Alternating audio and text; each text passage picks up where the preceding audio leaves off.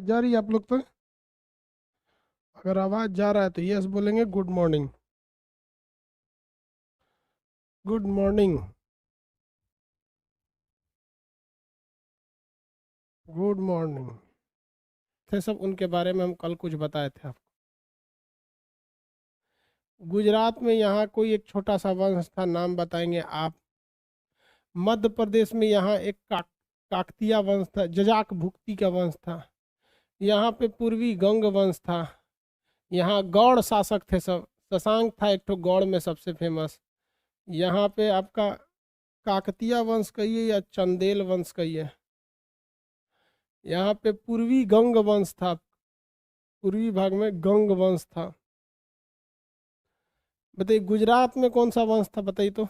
गुजरात के पास कौन सा वंश था? गुजरात के पास कौन सा वंश था? इतना ब्लैक क्यों है? लाइट नहीं जलाए हैं यार, ब्लैक इसलिए है। लाइट जलाने से पहले तो सोच रहा चश्मा पहनना पड़ेगा, नहीं तो आँखिए भड़क जाएगा। कौन सा वंश था बाबू? नन्हूक। चंदेल वंश के संस्थापक थे ना। गुजरात में उस समय कौन सा वंश था? नहीं बताएंगे, छोड़ देंगे हम।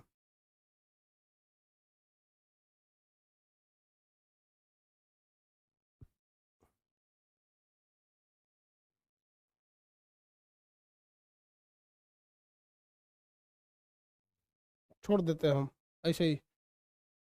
अब हमें ही बताया, रिवाइज करना नहीं है आप लोग को तो दिक्कत ना होगा।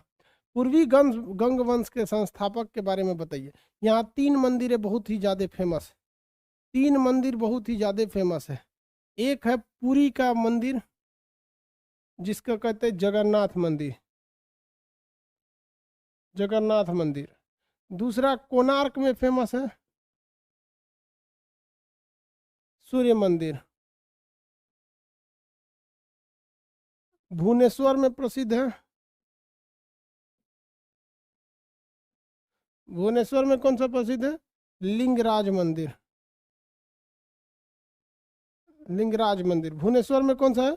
लिंगराज मंदिर। समझ में आ गया कि नहीं आ गया? आनंद वर्मन, हाँ वेरी गुड। संस्थापक थे आनंद वर्मन। इन्होंने पुरी में कौन सा मंदिर बनवाया था? आनंद वर्मन ने। आनंद वर्मन। इन्होंने पुरी में बनवाया था जगन्नाथ मंदिर। कोणार्क का सूर्य मंदिर नरसिंह प्रथम। नरसिंह प्रथम। कोणार्क का सूर्य मंदिर नरसिंह प्रथम।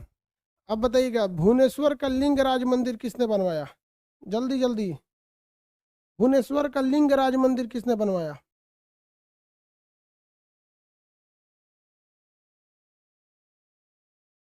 हाँ बस उसमें प्रथम की जगह देव लगा दीजिए, नरसिंह देव।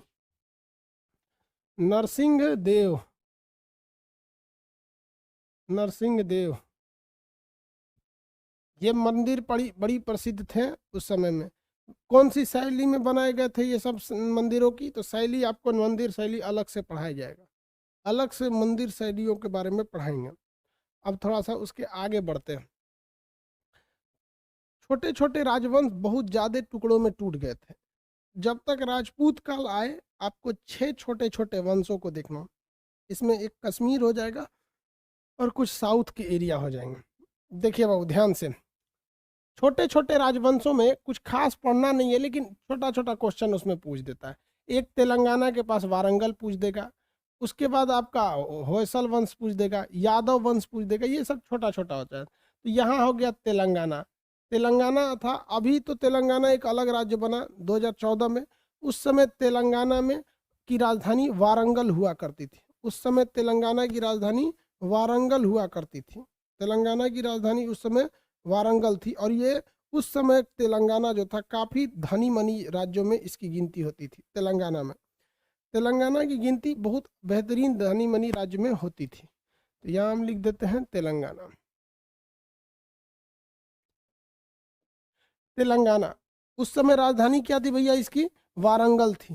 तेलंगाना की राजधानी थी वारंगल। तेलंगाना। नक्शा में भी वारंगल पढ़ा दिए हैं। राजधानी वारंगल। वारंगल थी। यहाँ वंश कौन सा था? काकतिया। काकतिया वंश। वंश था भैया काकतीय वंश, राज्य थी तेलंगाना। इस वंश के प्रथम संस्थापक बीटा प्रथम थे। कौन थे भैया? बीटा प्रथम। बीटा प्रथम, बीटा प्रथम के समय इस राज्य में इस वंश की स्थापना हुई, काकतीय वंश, जो तेलंगाना में था। प्रारंभिक राजधानी इसकी वारंगल नहीं थी। इसके शासक आए रुद्र प्रथम। रुद्र प्रथम, इन्होंने राजधानी किसे बना दिया? वारंगल को बना दिया। वारंगल को बना दिया। इनके समय में तेलंगाना जो राज्य था वो काफी धनी मनी था, मतलब पैसा वैसा ज्यादा था। इस वंश के एक राजा थे जिनका नाम था प्रताप रुद्र देव। इससे पहले वाले रुद्र प्रथम हो गए, इधर हो गए प्रताप, प्रताप रुद्र देव, प्रताप रुद्र देव, वेद लिख दिए देव, प्रताप रुद्र देव। प्रताप रुद्र देव के समय युद्ध हो गया और ऊपर से आ रहा था अलाउद्दीन खिलजी। ऊपर से कौन आ रहा था? अलाउद्दीन खिलजी। अलाउद्दीन, अलाउद्दीन खिलजी आ रहा था। इसका जो सेनापति था इसका नाम था मलिक काफूर। मलिक काफूर, इसके सेनापति का नाम क्या था? मलिक काफूर नाम था। प्रताप रुद्र देव पर आक्रमण करने के लिए अलाउद्दीन का सेनापति कौन आ रहा था?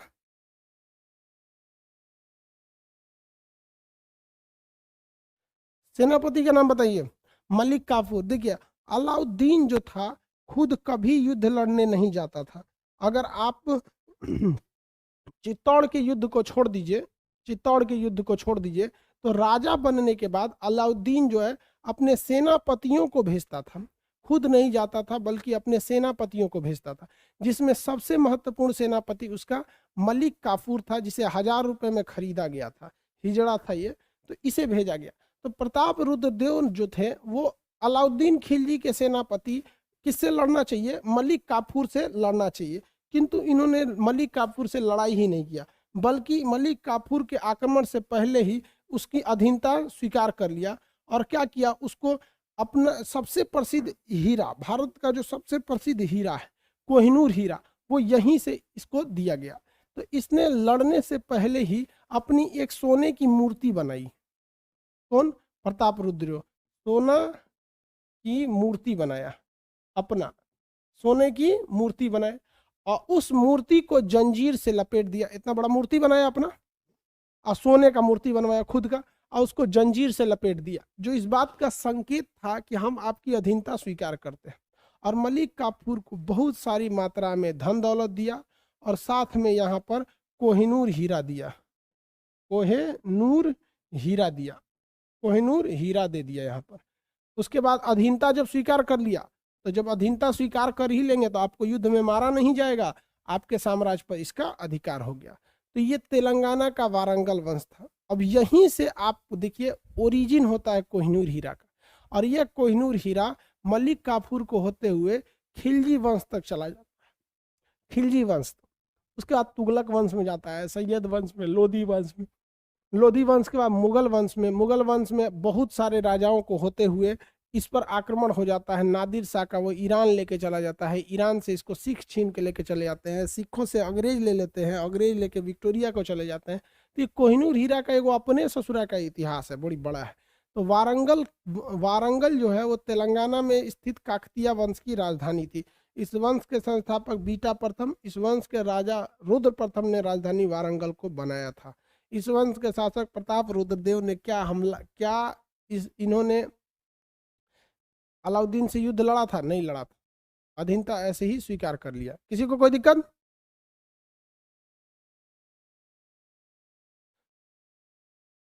कह रहा है कि सर नाम तो बहुत खतरनाक रखा था, प्रताप रुद्रदेव।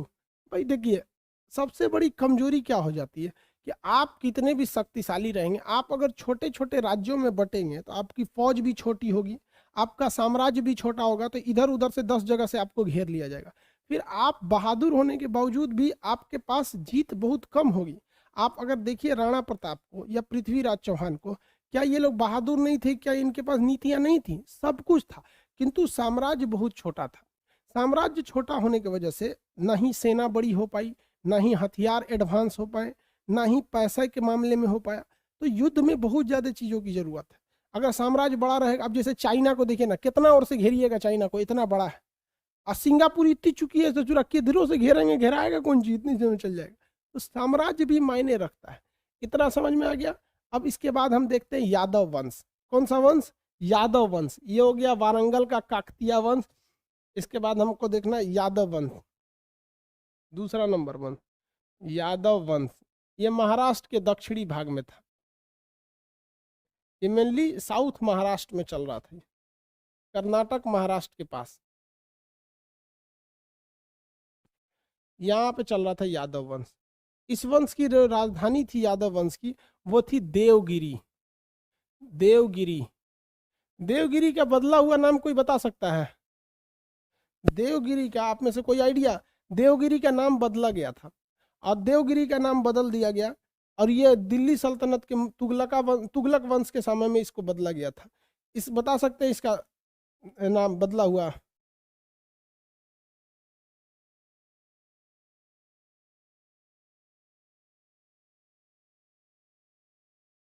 नहीं बता सकते?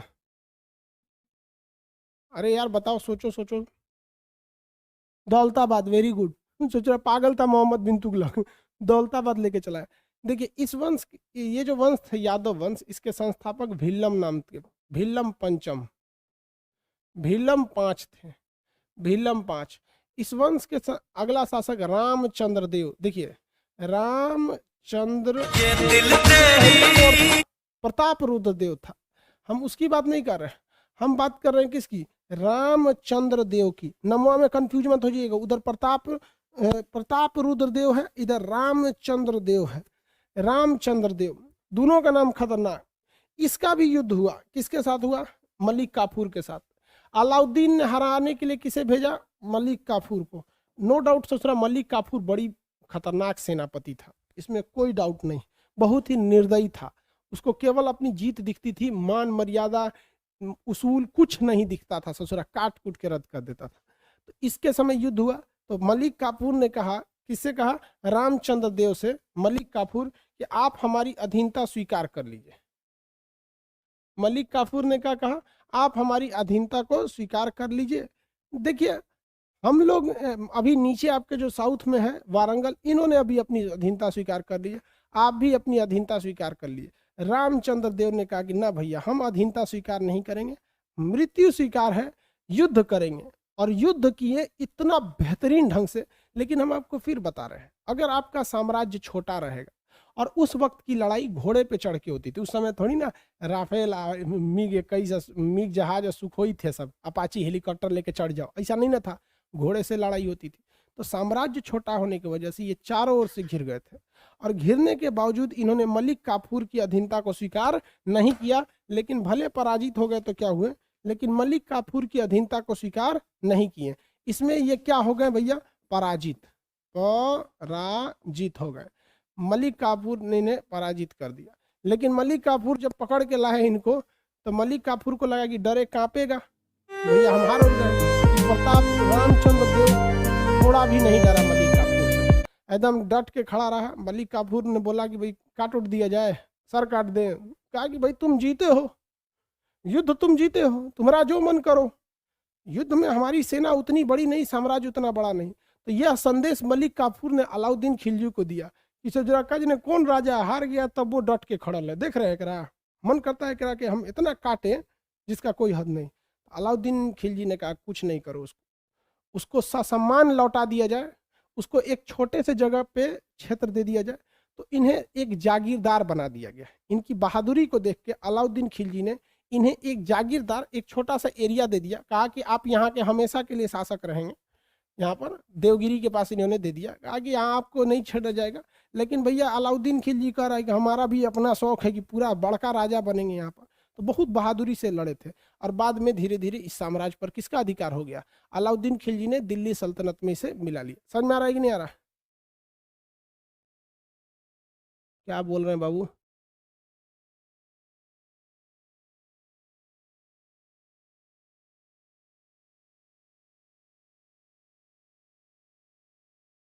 आगे बढ़े।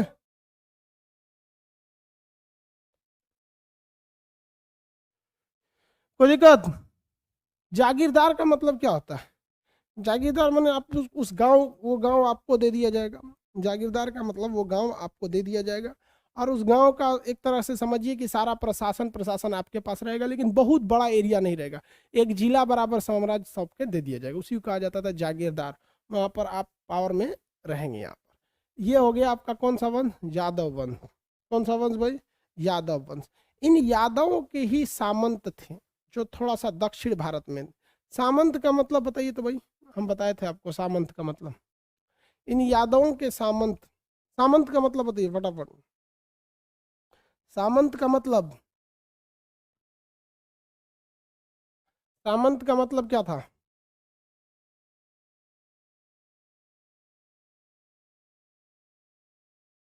मंत्री, हाँ, मंत्री थे सब वहां पे। सामंत का मतलब था मंत्री। एक आदमी कह रहे हैं कि सर समझ में नहीं आ रहा है, तो भाई आप शुरू से क्लास नहीं किए होंगे, क्योंकि सब आपस में कनेक्टेड है। अब मान के चलिए कोई नया एडमिशन लिया, बीच में घुस जाएगा, तो उसके लिए है कि भाई आप शुरू से देखते आइए, आपको समझ में आएगा। अब मान के चलिए हम बोल रहे हैं सामंत, आपको पता ही नहीं है सामंत, तो सामंत समझने में तो दिक्कत होगा ही, जेन्युइन है कि दिक्कत होगा वहां पर सामंत समझने में। इसी के सामंत थे होयसल वंश। होयसल वंश, होयसल वंश, यह वंश था होयसल वंश। द्वार समुद्र राजधानी थी। होयसल वंश की राजधानी द्वार समुद्र। होयसल वंश की राजधानी द्वार समुद्र। अलाउद्दीन खिलजी ने लाख कोशिश किया कि होयसल वंश को जीत कर अपने में मिला लिया जाए, लेकिन ये बार बार साउथ में होने की वजह से भाग जाता था। अलाउद्दीन खिलजी को इसे जीतने में सफलता नहीं मिल पा रही थी। इसकी राजधानी द्वार समुद्र थी। विष्णुवर्धन जो थे वो इसके संस्थापक थे। विष्णुवर्धन, इनका वेल्लूर में बहुत प्रसिद्ध मंदिर है, विष्णुवर्धन। विष्णुवर्धन, विष्णुवर्धन वेल्लोर में, वेल्लोर में इनका प्रसिद्ध मंदिर है। आप वेल्लोर के मंदिर का नाम बता सकते हैं? ये कई बार पूछा है। वेल्लोर का सबसे प्रसिद्ध मंदिर है, आप मंदिर का नाम बताइए। चेन्ना केशव मंदिर। वेल्लोर का सबसे प्रसिद्ध मंदिर का नाम क्या है? चेन्ना केशव मंदिर। चेन्ना केशव मंदिर। चेन्ना केशव मंदिर। चेन्ना केशव मंदिर, ये वेल्लूर का सबसे प्रसिद्ध मंदिर है। चेन्ना केशव मंदिर, समझ में आ गया? चेन्ना केशव मंदिर। आगे बढ़े। होयसल वंश की राजधानी थी द्वार समुद्र। इस पर अलाउद्दीन खिलजी ने मलिक काफूर को भेजकर आक्रमण कराया था। इसके अधिकांश भाग को यह जीत लिया था, लेकिन कभी भी इसको पूरी तरह से पराजित करने का मौका नहीं मिला, क्योंकि ये दक्षिण का एक एरिया था। हालांकि धीरे धीरे होयसल वंश भी समाप्त हो गया था। धीरे धीरे होयसल वंश भी समाप्त हो गया था। इधर वाला कौन सा वंश भैया? वारंगल, काकतिया वंश। काकतिया वंश की राजधानी वारंगल। चलिए फटाफट अब एक बार रिवाइज कराते हैं तीनों वंश के बारे में।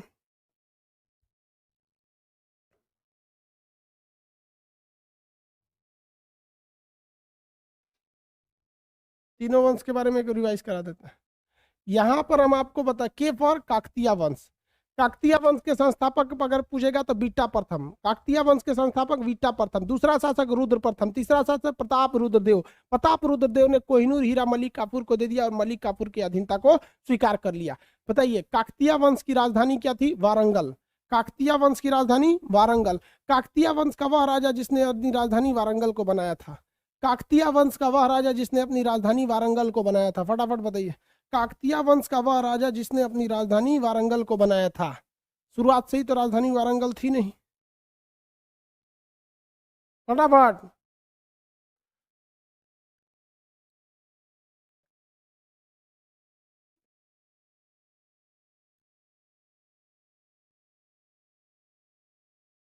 रुद्र प्रथम।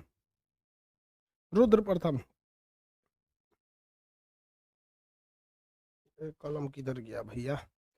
ये बताइएगा यहाँ पर, ये यादव वंश, यादव वंश के संस्थापक, यादव वंश के संस्थापक का नाम, यादव वंश के संस्थापक का नाम फटाफट बताएंगे।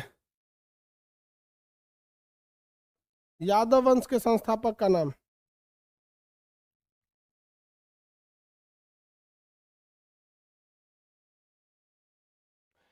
भिल्लम पांच। भिल्लम 5। यादव वंश का सबसे योग्य शासक का नाम था रामचंद्र देव। क्या नाम था? रामचंद्र देव। याद रखिएगा, ये क्वेश्चन पूछा हुआ है एसएससी में। एसएससी में क्वेश्चन पूछा था कि अलाउद्दीन खिलजी ने किस वंश के किस राजा को जागीरदार बनाया था? किस राजा को जागीरदार बनाया था? तो अलाउद्दीन खिलजी ने यादव वंश के राजा रामचंद्र देव को पराजित करा दिया था अलाउ मलिक काफूर के द्वारा, किंतु युद्ध में उनके द्वारा दिखाए गए असाहस, पराक्रम और वीरता को देखते हुए उनके आत्मसम्मान को लौटाया, किंतु उनके क्षेत्र को लेकर और एक जगह का क्या बना दिया था? वो बना दिया, क्या क्या बोलते हैं, जागीरदार, मतलब वो क्षेत्र उन्हें सौंप दिया। और वो भी केवल किस वजह से? वीरता को देखकर। नहीं, अगर वीरता नहीं दिखाते कहते माफ कर दीजिए, ही कर दीजिए, गलत। ये सब एक हिंदुस्तान में ना, ये सब चीज एक से एक वीर राजा रहे हैं सब, चाहे वो राजस्थान के देखें, अभी तो राजपूत काल आएगा तब तो उसमें बताएंगे वहां के शासकों के बारे में। यादव वंश जो था वो मिला लिया गया अलाउद्दीन खिलजी में। इसके बाद नीचे वाला वंश था होयसल वंश। होयसल वंश के संस्थापक विष्णुवर्धन, इन्होंने चेन्ना, यहाँ पर एक प्रसिद्ध मंदिर बनाया गया था बेल्लोर में, चेन्ना केशव मंदिर।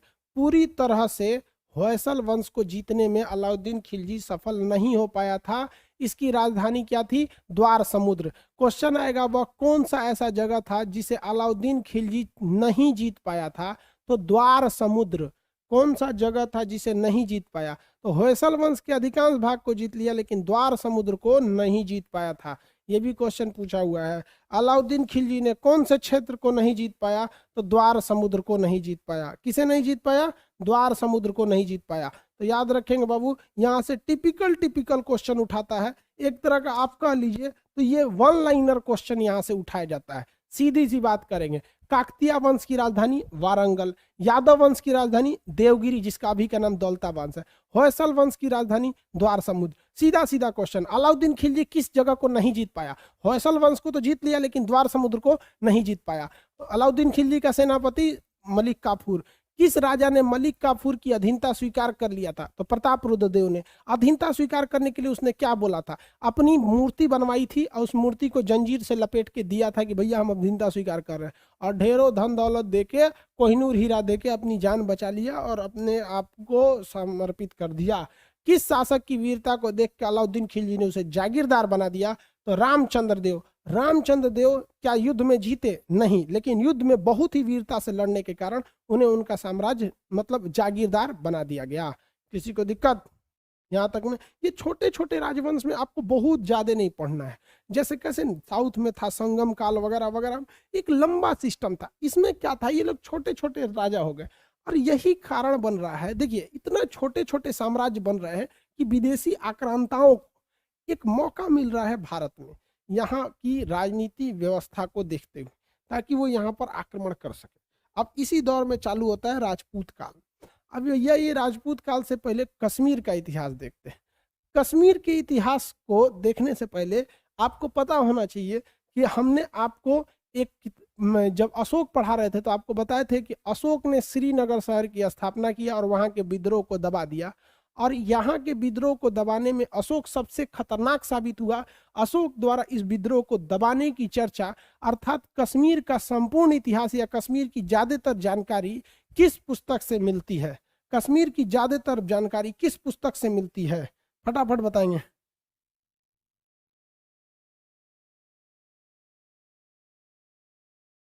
काला वाला पीडीएफ भी प्रिंट आउट निकल जाएगा। फटाफट बताइए किस पुस्तक से मिलती है? इसके बारे में हम थोड़ा सा जानकारी आपको दे चुके हैं।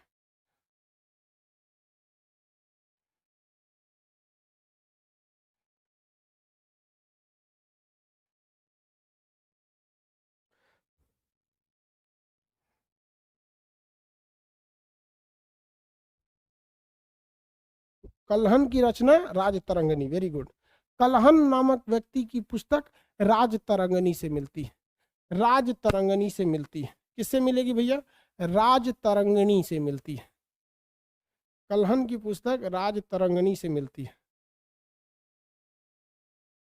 कश्मीर के इतिहास के बारे में।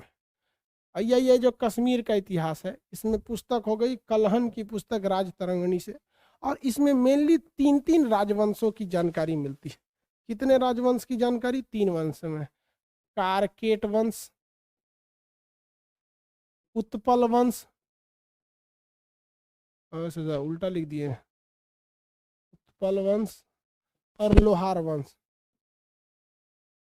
उत्पल वंश और लोहार वंश। इससे हमें कश्मीर के बारे में जानकारी मिलती है।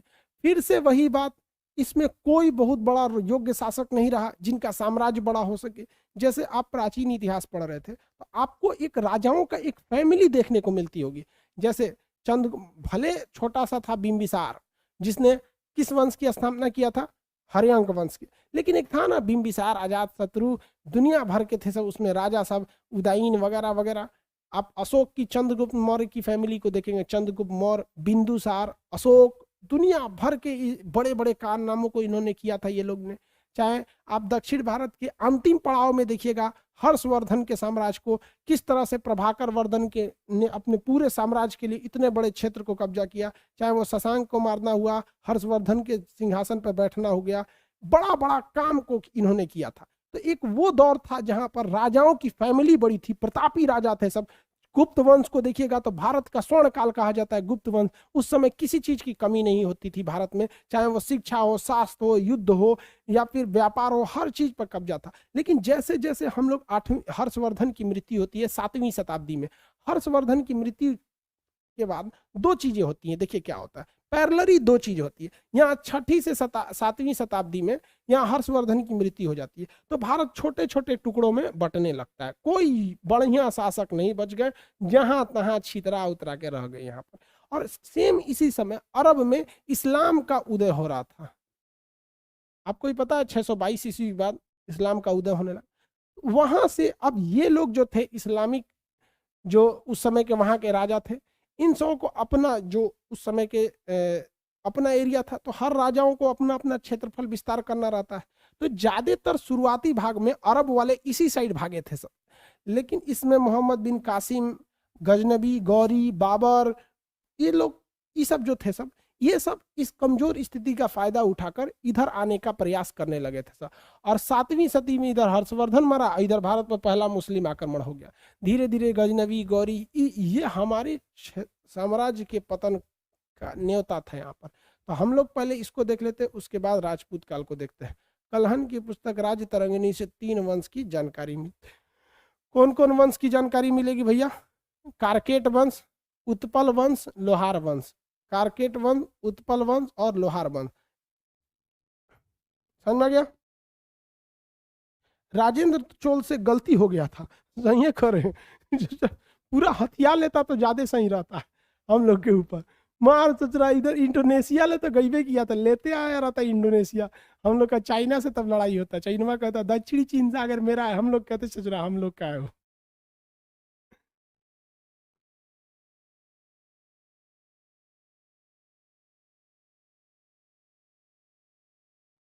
आगे बढ़े।